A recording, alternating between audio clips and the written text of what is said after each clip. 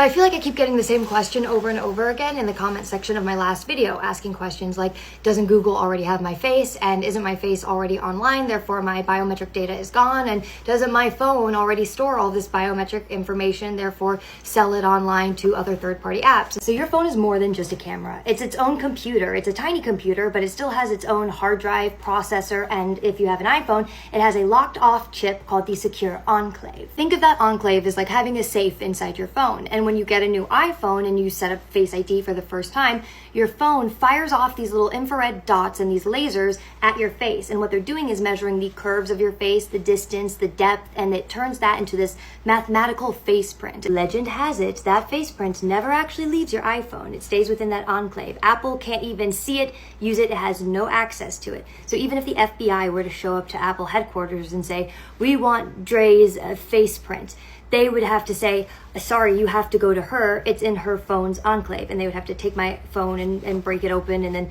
they would have the little chip that has that information stored in it. That's called local storage. And that's why Face ID is not the same thing as uploading a selfie to YouTube. Now, many of you brought up companies like DoorDash and Instacart as examples of companies that will scan your face and require also a copy of your federal ID.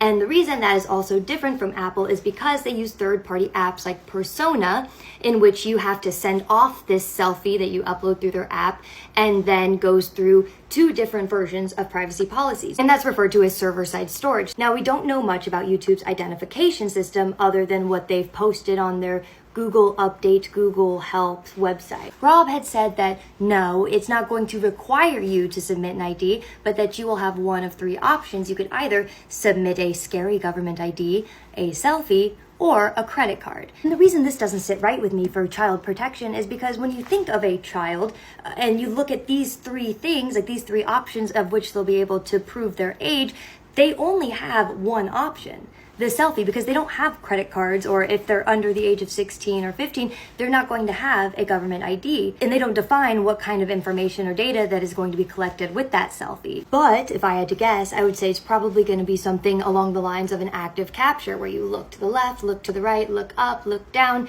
maybe blink a few times, and that data doesn't stay in an enclave like with your iPhone. That gets sent over to Google servers, which is tied to your account, because remember, they have to be able to go through it and authenticate whether or not you are who you say you are, and whether or not you are over the age of 18. And that's where it gets really sus. Now, a couple of you are making the argument that, well, how is this any different than you having pictures and videos of yourself available online? Like, doesn't Google already have that information?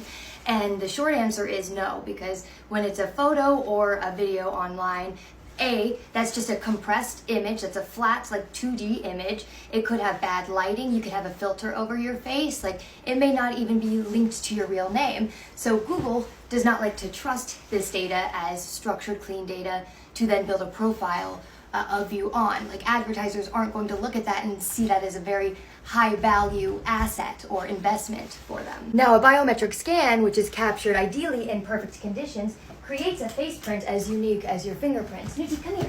Over here. And then it ties that face print directly to your account and associates it with any other form of identification that you have either given it permission to have, or that it's just kept and not told you.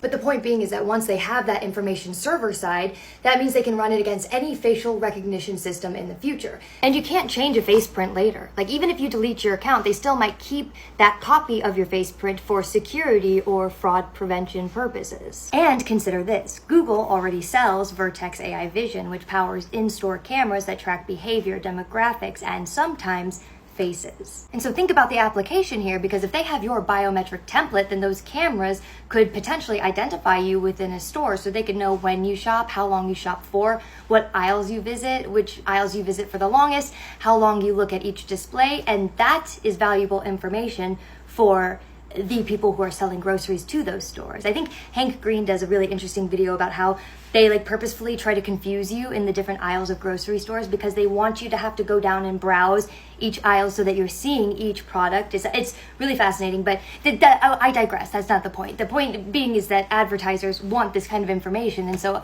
of course that's billions of dollars worth of information. Google is going to do anything to get that data. Basically, your face is turned into a physical tracking cookie. That's the reality of it. You're a data point. In conclusion, Face ID is stored locally and it is locked into the enclave of your phone. And YouTube's selfie upload is going to be tied to Google servers. It's going to be sitting server side, tied to your identity, and probably used in ways that you'll never know.